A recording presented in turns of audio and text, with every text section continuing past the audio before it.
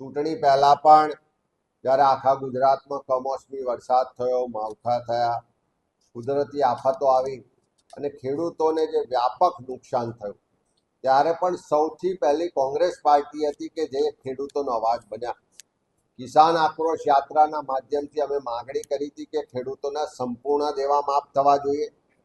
સાથે સાથે જ્યારે અમે આ યાત્રા લઈને સૌરાષ્ટ્રમાં નીકળ્યા, ગુજરાતમાં જન આક્રોશ યાત્રા લઈને નીકળ્યા, ત્યારે દરેક ગામમાં ખોટી જમીન માપણીની પણ વ્યાપક રજૂઆતો થઈ. મહેસૂલ વિભાગમાં ખેડૂતોને જે એન્ટ્રીથી લઈને અનેક રીતે ભ્રષ્ટાચારનો ભોગ બનવું પડે છે એની પણ રજૂઆતો થઈ. ઉત્પાદનના પ્રમાણમાં પૂરતા બજાર ભાવ નથી મળતા. એપીએમસીઓમાં જ્યાં ભાજપનું શાસન છે ત્યાં ભેદભાવ કરવામાં આવે છે, ત્યાં ભ્રષ્ટાચાર થાય છે. એ આખી પ્રથા સામે પણ સવાલો ઉઠ્યા.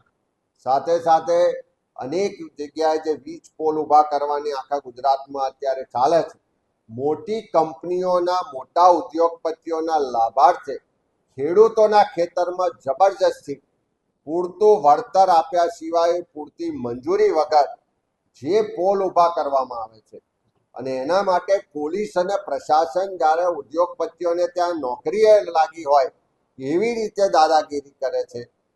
એ સંજોગોમાં એ ખેડૂતોના જે આક્રોશ છે, લડાઈ છે, એના માટે પણ કોંગ્રેસ પાર્ટીએ પહેલા પણ લડાઈ લડ્યા છે ને આવનારા દિવસોમાં પણ લડીશું.